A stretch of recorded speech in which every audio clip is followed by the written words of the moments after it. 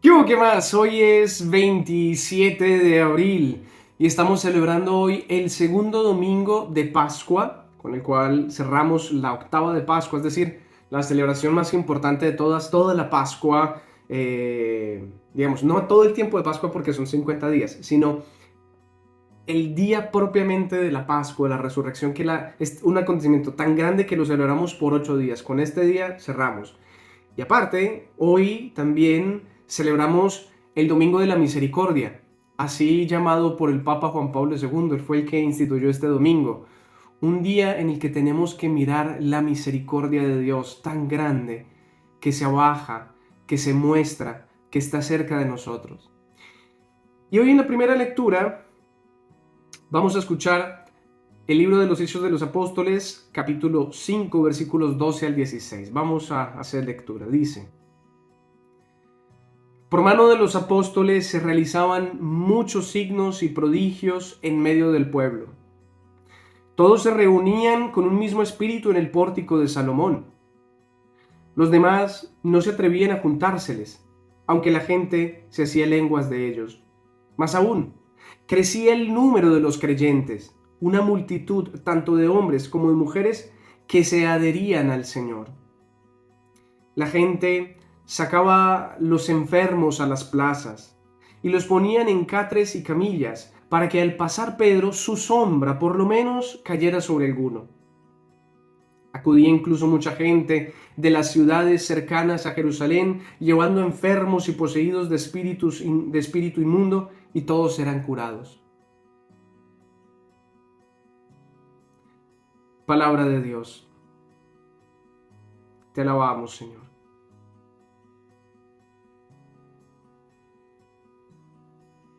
En este Domingo de la Misericordia, lo típico es meditar en torno al Evangelio que hoy se lee, en el cual estaban los apóstoles reunidos, se aparece el Señor, pero no estaba Tomás. 8 días después se vuelve a aparecer el Señor y ya está presente Tomás, y como Tomás no había creído, le dice que metiera sus dedos en las llagas. Digo, es lo típico meditar en torno a ello, porque Jesús está mostrando sus llagas, que son el signo de la misericordia. Por sus llagas hemos sido curados. Pero como todo este tiempo, sabes que normalmente medito la primera lectura. Y en este caso valía la pena realmente analizarla. Te cuento una cosa que me sucedió. En estos días tuve la oportunidad de hablar eh, con un hermano de comunidad. Y bueno, no digamos que discutimos, pero sí sucedió digámoslo, como una disquisición entre nosotros porque mencionaba, oye, pero a ver, como tanto escándalo por una persona, se murió, sí, el Papa, y bueno, y la gente va allí, ¿por qué todo el tiempo tiene que ser todo en torno a la figura de una persona, como si el Señor nos hubiera enseñado que lo importante es estar detrás de una persona, como si esa persona fuera más importante que los demás? Y por qué todos los eventos, todas las cosas de la iglesia, los grandes eventos siempre tienen que estar como en torno al Papa? ¿Y por qué toda esta algarabía? Y él decía, bueno, si todos somos iguales ante los ojos de Dios, ¿por qué por una persona se hace tanta algarabía? Y a mí, inmediatamente, es curioso, inmediatamente me vino a la cabeza este texto que acabamos de leer. No sabía que hoy domingo iba a aparecer justo este texto, no lo sabía. Me vino a la cabeza. Con la sombra de Pedro, los enfermos se sanaban, dice la canción también, porque es una canción, ¿eh?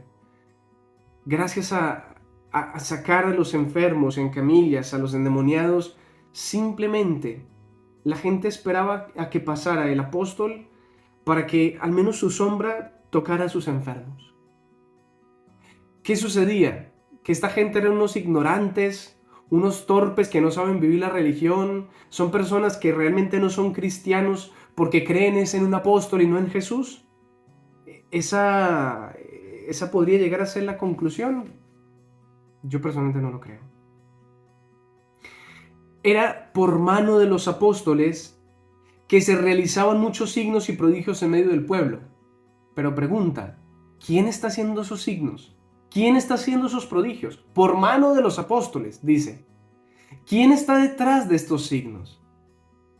No nos podemos olvidar absolutamente en ningún momento que detrás de la figura de un pastor, de un sacerdote, de un obispo y específicamente del Papa, de Pedro, está Jesús.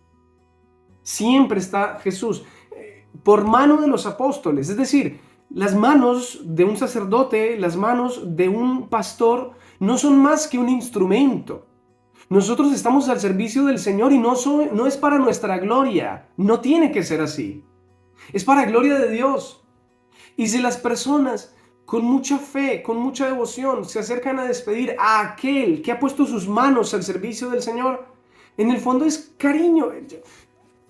He meditado mucho en torno a esto durante estos días, la figura del Papa como un papá, porque precisamente el Papa significa eso, ser papá.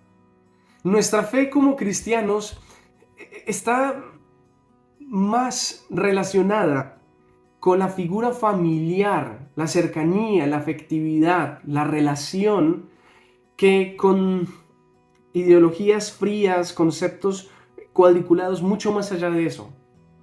Nuestra fe se decanta en la familiaridad.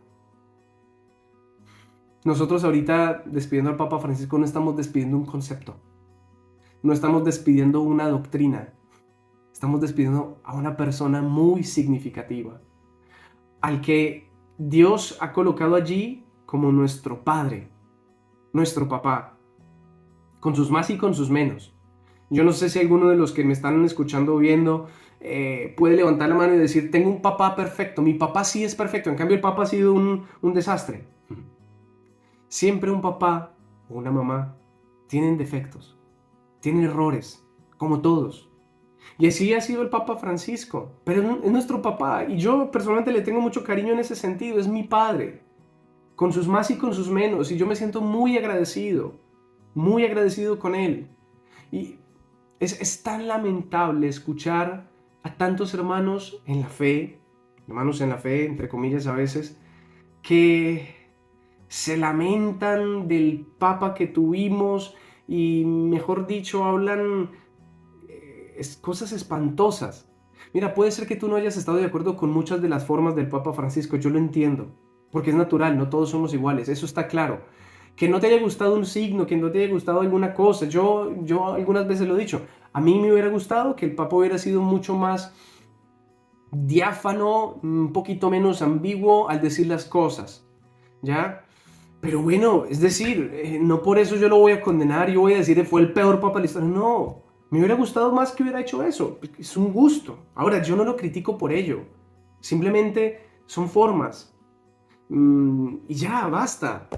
Pero es triste esta división tan horrible. Y sabes que la división más dolorosa para Jesús, para nuestro Padre Dios, yo creo que tiene que ver con esta desunión en el amor, en el que nos estemos juzgando los unos a los otros, convirtiéndonos en jueces y jueces que condenan drásticamente a los demás.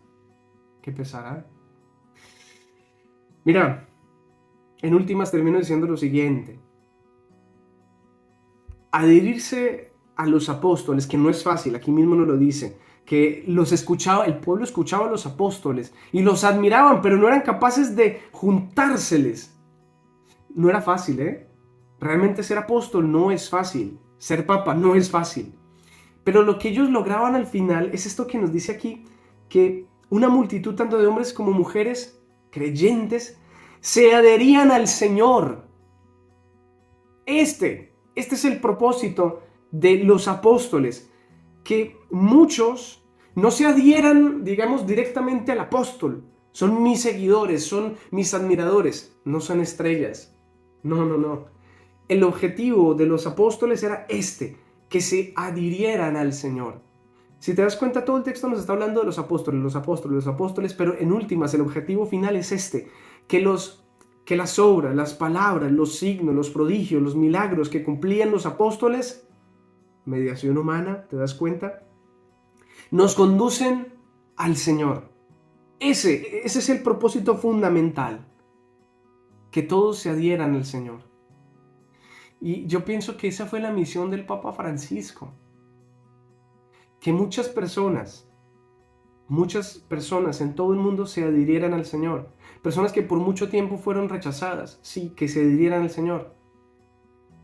Quizá algunos, como yo lo he dicho, nos hubiera gustado que el Papa hubiera tenido un poquito más de claridad al final para que las personas que buscaban al Señor tuvieran más claro el camino a seguir después. Pero mira, yo creo que hace parte del paso a paso.